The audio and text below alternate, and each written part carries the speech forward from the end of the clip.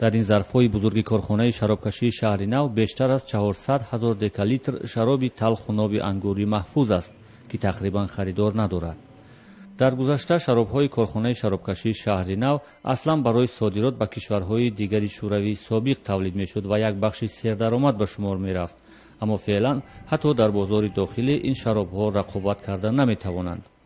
масъулини корхона мегӯянд иллати харидор надоштани шароби корхона дар дохилу хориҷи кишвар ба сифати шароб вобастагӣ надорад, балки марбут ба поин будани имиҷи бренди маҳсулотҳои тоҷикистон ва монеаҳо дар содирот ба хориҷи кишвар аст.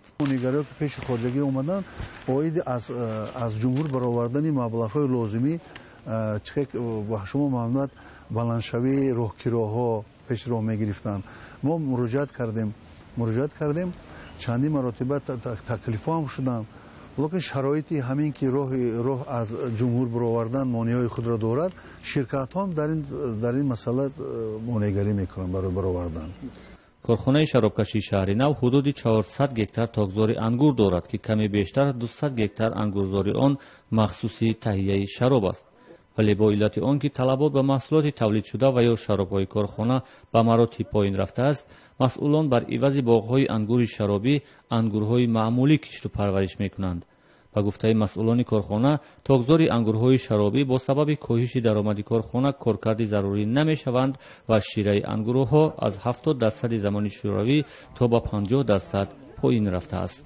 аз қадим аём дар мардуми мо шаробнӯшӣ инқадар сатҳи баланд надошт, талаботи худа надошт, лекин ин хоҷагии мо истеҳсоли худро ҳамеша аз ҳамун давлатдори он вақта ба инобати содир кардан ба ҷумҳуриҳои дигар буд.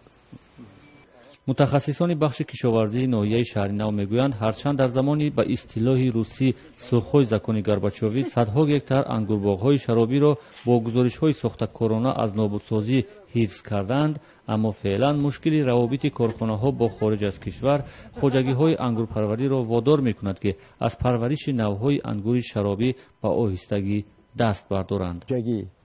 хоҷагӣ ҳозир мисол дар роҳи пеш худ хоҷагидорӣ мешуда ки худашон хараҷот кати мепӯшонданд, мисол гирем маблағ аз худашон ба худашон сарф мешуд. аз ҳамин сабаб ҳозир ба мо ҳамин боғҳои лозим аст ки ҳамин содирот карда шаванд. ҳамин меваҳо боз дар ин ҷо ба ҷои мана дар заминҳои дигар боғҳо мана ба ҷои себ ва дигар меваҳо ҳозир меваҳои даромадноки шинодагӣ ки мана ба монанди гелос ки 1 кило дар бозори ҳозир бозорда мебаранд то 10 сум, 6 сум то 10 сум мефурӯшанд. барои ин даромадноки ҳамин хоҷагӣ бой мегардонанд.